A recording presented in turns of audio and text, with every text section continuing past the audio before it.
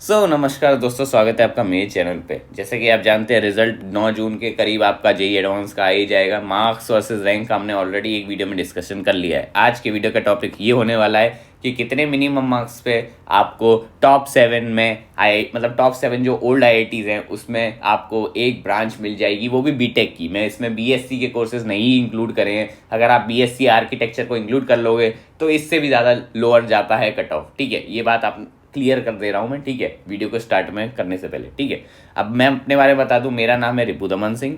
मैंने बीटेक कर रखा है आईआईटी गुवाहाटी से। ठीक है, और पास आउट हो चुका हूँ। मेरा ऑलरेडी प्लेसमेंट वगैरह वो सब लग चुका है। ये मैंने ऑलरेडी आपको डिटेल में एक वीडियो में बता दिया है। अगर आपको मेरे बारे में और जानना है तो मेरे चैनल पर दूसरी वीडियो है मेरे बारे में। ठीक है, अब बात आती है कट ऑफ की। पहले बात कर लेते हैं 2024 के।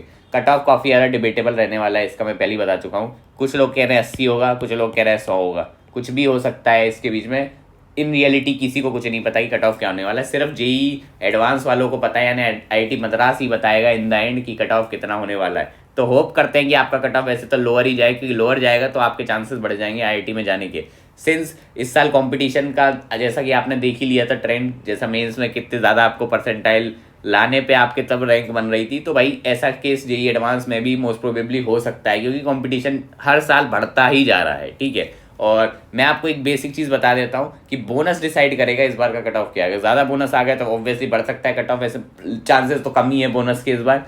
तो मेरे हिसाब से 80 to 90 के बीच में वेरी कर सकता है। 80 अगर बोनस नहीं होते और 90 अगर एक दो बोनस अगर इंक्लूड कर दिए, बीच का भी हो सकता है मामला। ठीक है, तो लगभग पिछले साल जितना ही रह रहा है या उससे थोड़ा सा कम भी जा सकता है। ठीक है, और ज़्यादा भी जा सकता है, डिपेंड कर रहा है वो तो। ठीक है, हाँ, अब बात आती है अगर आप आईआईटी की बात कर रहे हैं तो ठीक है, कितने मिनिमम मार्क्स चाहिए होते हैं। देखो भाई, मार्क्स का तो अभी अपन डिस्कस करेंगे डिटेल में पूरे ओल्ड आईआईटीज़ का, लेकिन मैं आप एक को मोटा मोटा बता दूँ तो अगर आप ओल्ड आईआईटीज़ में जाना चाहते हैं तो आपको लगभग 10,000 के अंदर रैंक लानी पड़ेगी जनरल कैटेगरी में। और मैं मेल स्टूडेंट की बात कर रहा हूँ, फीमेल की बात नहीं कर रहा। अगर आपके पास ओबीसी रिजर्वेशन है, SC ST EWS है, तो थोड़ा सा आपको नंबर में डिफरेंस देखने को मिल जाएगा। ऐसे ही अगर आप नई आईआईटी में जाना चाहते हो तो लगभग 15,000 के अंदर अगर आप रैंक ले आते हो तो मोस्ट प्रोबेबली आपको न्यू आईआईटी भी मिल सकता है। तो इसकी कोई बात नहीं है, आप टेंशन फ्री रहिए। आपको अगर आपने अच्छा परफॉर्म करा है तो अच्छी आपको आईआईटी मिल जाएगी। ठीक है, चलो आगे चलते हैं। एक चीज़ मैं आपको इन्फॉर्म करने वाला हूँ, जैसे हमने कल काउंसलिंग शुरू कर दी थी अपनी पेड वाली, पर्सनल वाली। देखो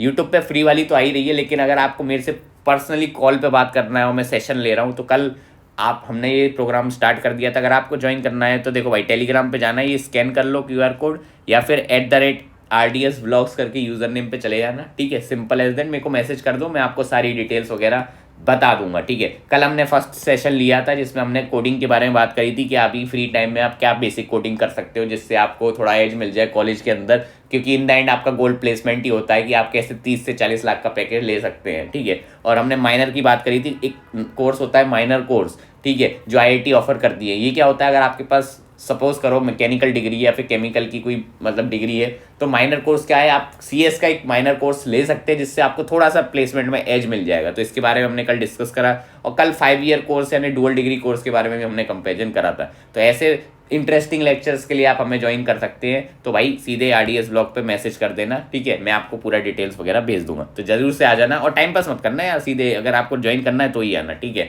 और बोनस लेक्चर स्टार्ट हो रहे हैं, चलते रहेंगे, और मैं बता रहा हूँ वर्थ इट है और इंडिया की चीपेस्ट है। ठीक है, चलो आगे चलते हैं। हाँ, अब मैं आपको एक बात बताना चाहता हूँ कि देखो, हर एक आईआईटी इक्वल नहीं होता है। ठीक है, अब हर एक आईआईटी के सामने आईआईटी नाम तो लिखा रहता है, लेकिन उसकी इज्जत हर एक कॉलेज की बराबर नहीं होती। अब आईआईटी बॉम्बे को आईआईटी गोवा से कंपेयर कर दो आप, तो आप क्या लग रहा है कि दोनों सेम ही होंगे? नहीं ना, ऑब्वियसली। ठीक है, तो आईआईटी को डिवाइडेड है दो 3 टीयर में, top 7, top 16 and new IITs. Top 7 में आपके वही गोल्डन आईआईटीज़ आते हैं, जैसे बॉम्बे, दिल्ली, मद्रास, कानपुर, खड़गपुर, रुड़की, गुवाहाटी। ये एक्सीलेंट आईआईटीज़ हैं, प्लेसमेंट के नाम पे इंडिया के one of the best colleges में आते हैं, प्लस सबसे ज़्यादा बेस्ट एक्सपोजर आपको यहीं मिलेगा। वन ऑफ द इंडिया के सबसे ज़्यादा ब्राइटेस्ट माइंड ऑफ स्टूडेंट्स भी आपको यहीं देखने को मिलेंगे, और सक्सेसफुल जो भी, अगर आपको पता हो लाइफ में, मोस्ट प्रोबेबली 90% चांसेस हैं कि कोई पर्सन इसी में से, इन्हीं का एक एलुमनाई रहा होगा, कोई भी स्टार्टअप या कंपनी का, देख लो। ठीक है, हाँ, अब आती है टॉप 16 के ऊपर। टॉप 16 में आ जाते हैं आपके IIT हैदराबाद, BHU इंदौर, पटना, रोपड़, मंडी, भुवनेश्वर, ISM गांधीनगर। ये भी अच्छे IITs हैं। ठीक है, बट यही है कि ये NIT के साथ थोड़ा कॉम्पीट करने लग जाते हैं। कहीं कहीं जगह पे NIT हो सकता है इनसे बेटर हो जाए, ठीक है, कुछ कुछ जगह पे। अब वो डिपेंड करता है कि आपको कौन सा मिल रहा है। यही बात आती है न्यू IITs पे, जैसे तिरुपति, भिलाई, गोवा, जोधपुर, जम्मू, पलक्कड़, धारवाड़, ठीक है, ये ओके IIT है। अगर आपको IIT ही चाहिए तो आप ज़रूर से ले सकते हैं, लेकिन यही बात है कि इनकी अभी रेपुटेशन बनी नहीं है मार्केट में, ठीक है। विद टाइम ये भी बहुत अच्छा परफॉर्म करने लगेंगे, बट ये सिंस नए बने हैं अभी, तो इनको थोड़ा 10, 15, 20 साल लगेंगे मार्केट में स्टेबलाइज होने में। तो इनसे बेटर अभी बहुत सारे कॉलेजेस और हैं, जैसे NITs हो गए टॉप के, तो इनसे ज़्यादा बेटर परफॉर्म कर देते हैं in terms of placement and other things, ठीक है। तो इसलिए हम आपको पूरा गाइड करेंगे कौन सा आपको चूज़ करना चाहिए। और मैं अभी तो इस वीडियो का टॉपिक पे ही आ जाता हूँ, ठीक है। उससे पहले भाई एक बार डिटेल कट ऑफ मैं आपको बता दूँ। जैसे जनरल कैटेगरी का 80 to 90 बोला मैंने, 19 केस अगर बोनस हो जाते ज़्यादा, 80 अगर बोनस नहीं होते। OBC का 70 to 80 रह सकता है, ठीक है, कोई दिक्कत नहीं है। EWS का भी इसी के अराउंड रहेगा, थोड़े 1-2 नंबर ऊपर नीचे हो सकता है। SC ST का 40 के अराउंड मेरे हिसाब से होना चाहिए, और PWD का भी 40 के अराउंड। और बस हाँ, याद रखना है थोड़ा वेरी कर सकता है 5-10 नंबर से, ठीक है। और मेरे हिसाब से इतना वेरिएशन ही आना चाहिए, ज़्यादा वेरिएशन मतलब आपके लिए खतरा है, पहले ही बता रहा हूँ, ठीक है। रिजल्ट 9 जून का आई जाएगा, तो आपको पता ही है, तो कोई इसमें बात करने की डिस्कस करने की बात नहीं है। अब बात करते हैं IITs के अंदर कितनी सीट है। लगभग 17,000 सीट्स आपको देखने को मिल जाएगी, जो जिसमें रिजर्वेशन वगैरह फीमेल्स के लिए अलग से सीट सब इंक्लूडेड है, ठीक है। अब आते हैं कि मिनिमम मार्क्स कितने चाहिए ओल्ड IITs के लिए आपको अगर एडमिशन लेना है। तो मैं पहले ही बोल रहा हूँ, मैं सिर्फ ओल्ड IITs का बता रहा हूँ। और एक और चीज़ मैं आपको बताना चाहता हूँ कि सिर्फ BTech कोर्स की ही बात कर रहे हैं, BSc और आर्किटेक्चर की बात नहीं कर रहे हैं। अगर उनको इंक्लूड कर दोगे तो भैया कट ऑफ और नीचे जाता है इन IITs का, ठीक है। तो चलिए टाइम पास नहीं करते। देखिए लेफ्ट साइड में आपको यहाँ पे कॉलेज देखने को मिल जाएगा, ठीक है, यहाँ पे आपको कॉलेज मिलेगा। और आपको क्या बोलते हैं, ये इस साइड आपको मार्क्स मिलेंगे, और इस समय इस साइड ही आपकी रैंक होगी पिछले साल की जनरल कैटेगरी। और कैटेगरी वाइज का भी मैं कैसे कैलकुलेट करना है ये आपको बताना हूँ, तो पूरा अच्छे से सुनो, ठीक है। तो IIT बॉम्बे के अंदर आपको कोई अगर सीट चाहिए तो मिनिमम आपको इस बार 2024 में लगभग 150 के अराउंड स्कोर करना ही पड़ेगा, जिससे आपकी रैंक 5,400 के अराउंड बन जाएगी, और आपको IIT बॉम्बे मोस्ट प्रोबेबली मिल जाएगा।